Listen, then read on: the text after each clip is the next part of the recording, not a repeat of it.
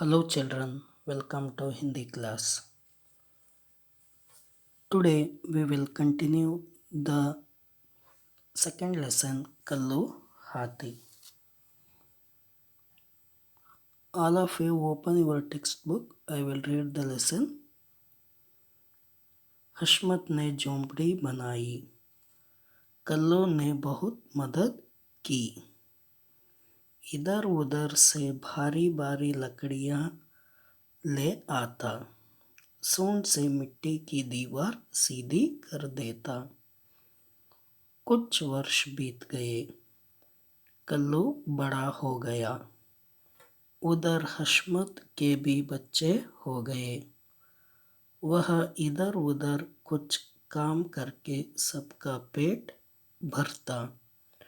गांव के बच्चे कल्लू के साथ खेलते, उसके लिए गुड़, चावल, केले आदि ले आते। एक बार हशमत बीमार पड़ गया। कई दिनों तक बुखार न उतरा। घर में खाने की कमी होने लगी। अब गांव के बच्चे जो कुछ भी कल्लू के लिए लाते, सलीमा वे सब अपने बच्चों के लिए रख लेती और कल्लू के आगे रूखा सूखा कुछ ढाल देती। कल्लू हशमत से बहुत प्यार करता था। वह भूखा रहने पर भी हशमत का साथ नहीं छोड़ना चाहता था। लेकिन जब सलीमा अपने बच्चों को खाना देती तो वह उदास आंखों से देखता और जोर जोर से चिंगाड़ता। एक दिन सलीमा कल्लू से बोली, भाग यहाँ से, अपने खाने को तो है नहीं, तुझे कहाँ से खिलाऊं। कल्लू सीधा हशमत की चारपाई के पास जा पहुंचा। उसने कल्लू को अपने सूंड से उठाकर पीठ पर बिठा लिया। फिर वह तेजी से एक ओर बढ़ चला। आगे एक गांव पड़ा। वहाँ मेला लगा हुआ था। बच्चे हाथी देख तालियां बजाने लगे। किसी ने हाथी के लिए केलों का एक गुच्छा दिया तो किसी ने कोई और फल। कुछ बच्चे हाथी की सवारी करने की जिद करने लगे।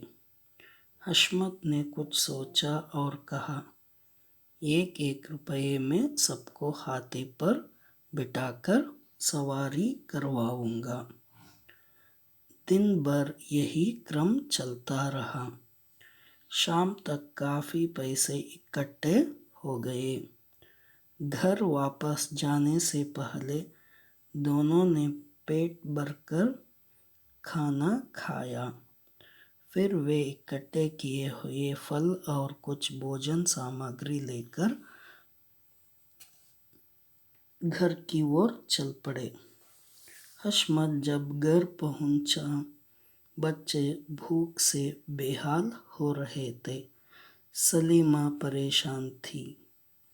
तभी भोजन की सुगंध सबकी नाक पहुंची। कल्लू ने सूंड से उठाकर भोजन की थैली दी। सभी प्रसन्न होकर भोजन करने लगे। हशमत ने सलीमा से कहा, 50 रुपये भी लाया हूँ, कुछ दिन तो निकल ही जाएंगे। जानती हो, ये सब अपने कल्लू के कारण ही मिला है। सलीमा ने प्यार से कल्लू को सहलाया और हाथ की मिठाई उसकी ओर बढ़ा दी। कल्लू ने अपना बड़ा सा सिर हिलाया, मानो कह रहा हो, तुम खा लो, आज मेरा पेट बहुत भरा है।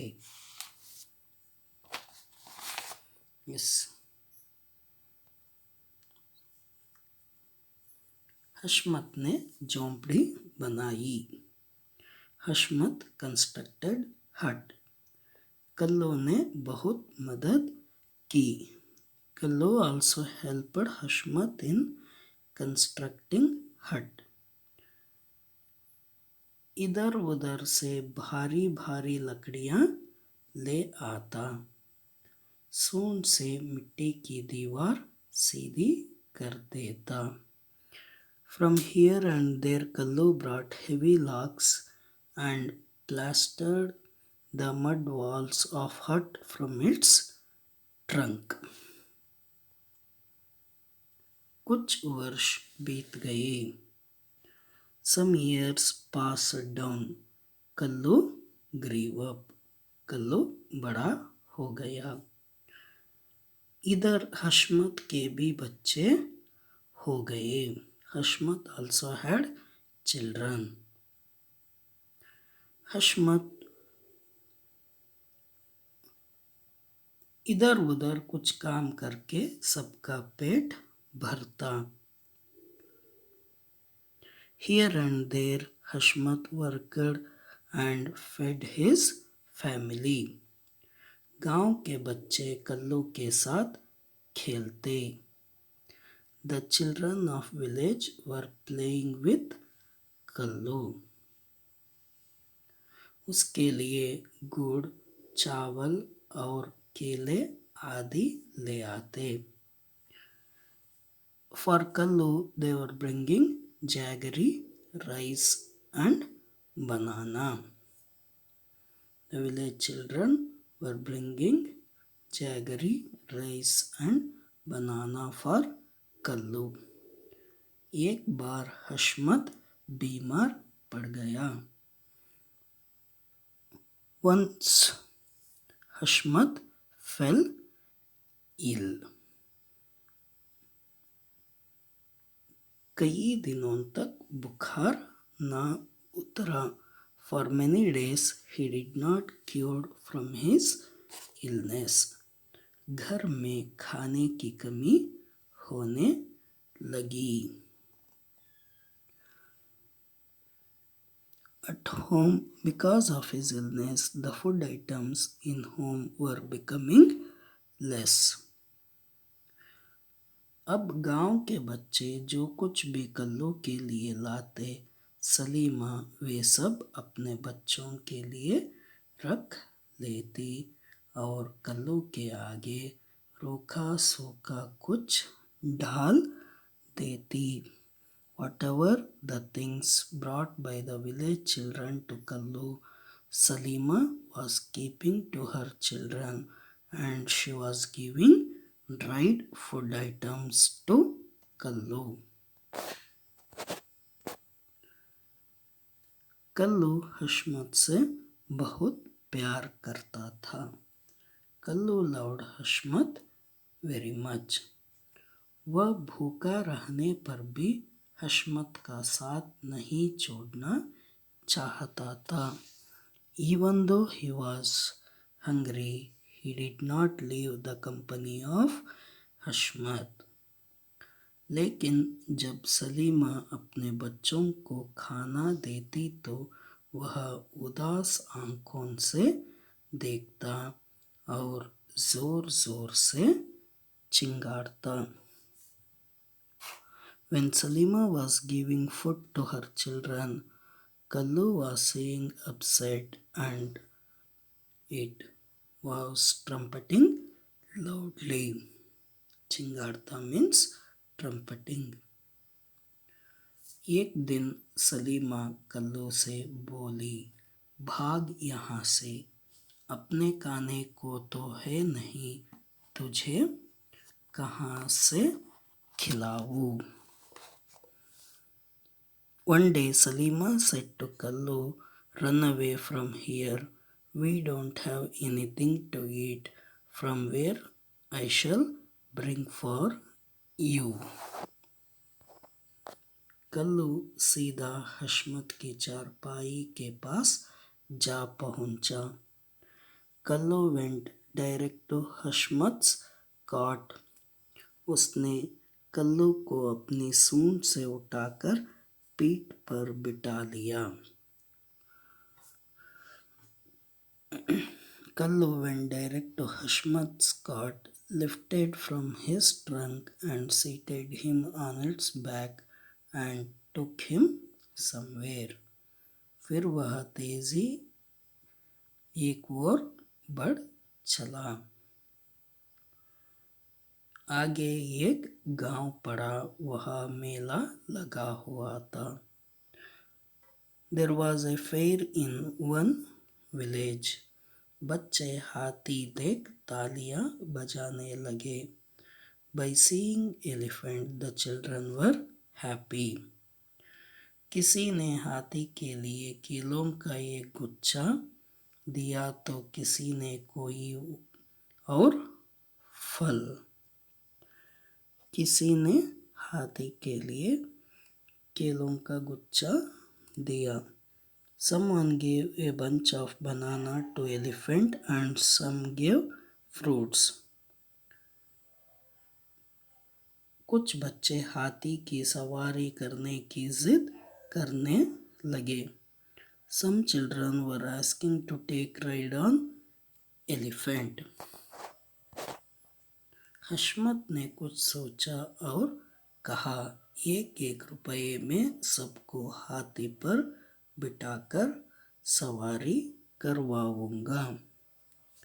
Hashmat thought for a while and said, For 1 rupee I will take everyone for ride on elephant.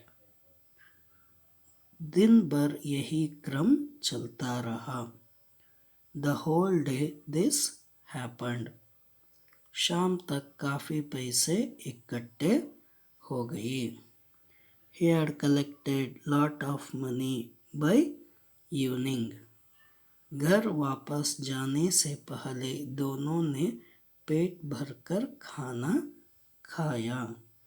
Before going home, they both ate stomachful food and collected fruits and took food items to home.